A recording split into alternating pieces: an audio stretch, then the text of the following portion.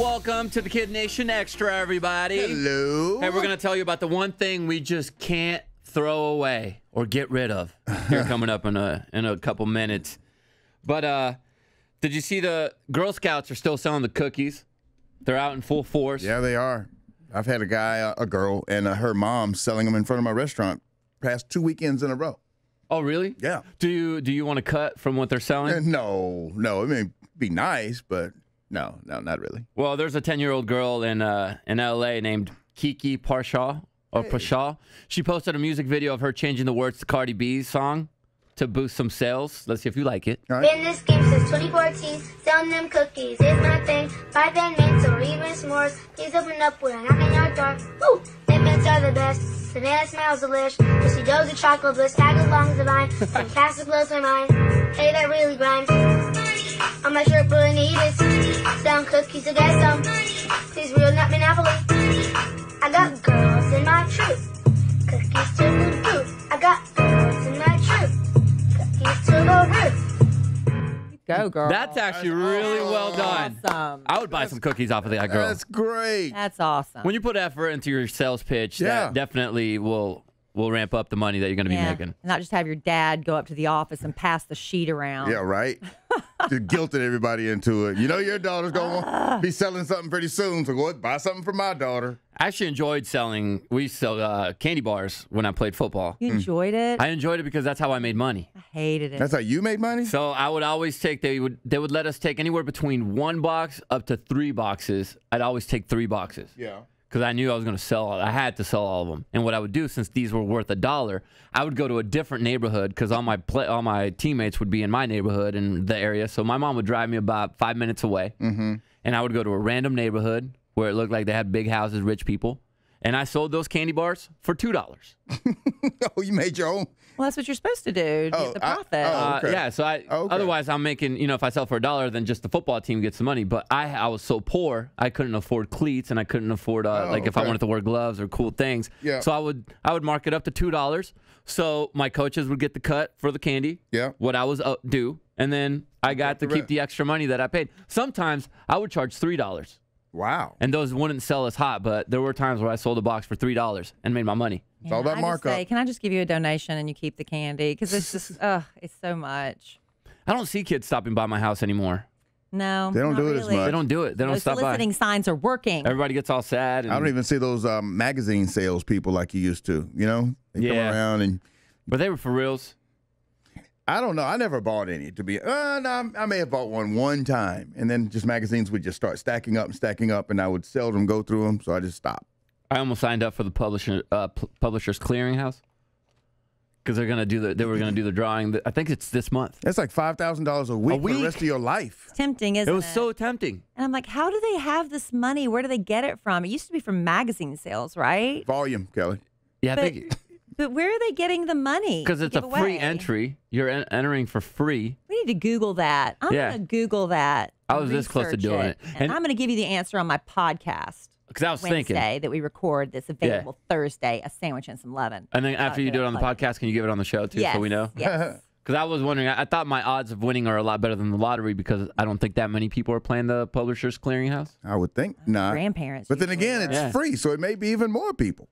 You used to have to get stickers. My mother Price would have them, and I would help her and my grandparents because they all did that. The Publishers Clearinghouse, and you'd have stickers, and you'd have to find in the brochure where those stickers go.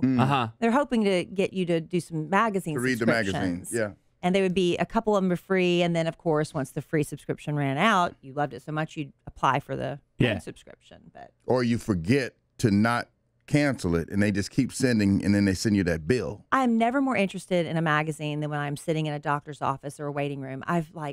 This is the best thing ever. I take it with me to the room. Sometimes I've been known to stick it in my purse. I'm like, this thing is from December 2016. It's so old. I'm gonna take it because it's got some great recipes or something. And then I subscribe.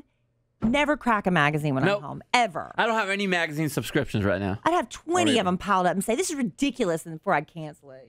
I used to be Sports Illustrated all the way. I haven't had that in years. Yeah, I would too. GQ. GQ, yeah. Hello. Cosmo. My wife used to get Cosmo. I loved reading Cosmo. Yeah? Yeah, I used to learn all my tricks. Learn from a that. lot. Yeah.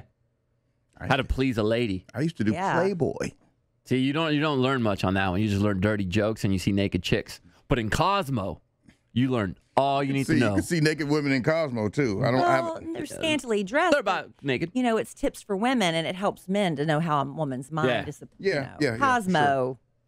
If you're in high A school, little racy, high school. Cosmo's targeted to high school kids. if you're in high school and you're trying to learn about women, that's the best place to learn.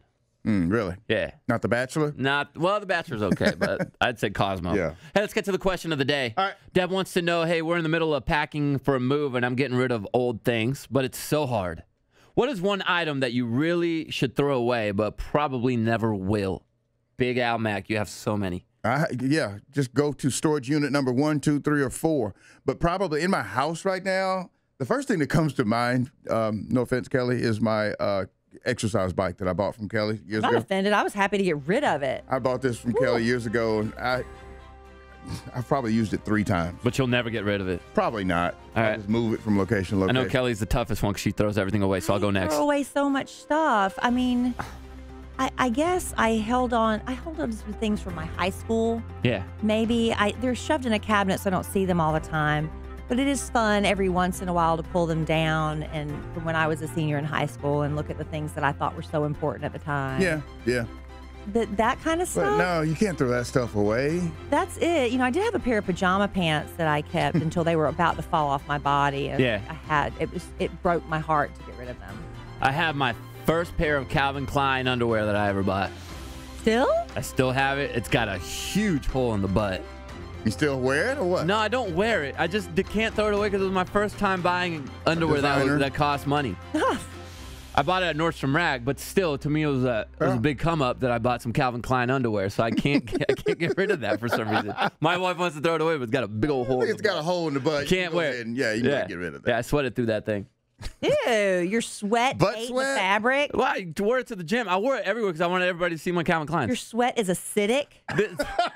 It's salty. So all that, yeah. This is back in the day, JC. Yeah, this is like me, like 22-year-old JC. So much of your stuff. I cannot believe she has not managed to get rid of those. Nope, she has not gotten rid of those. Those are the ones. But if you want to be the question of the day or comment of the day, drop it in the comments section. We'll be back tomorrow with another edition of the show with Love Letters to Kelly. Mm-hmm. We got your winter warm-up. Mm-hmm. And I always forget the third thing. That's my thing.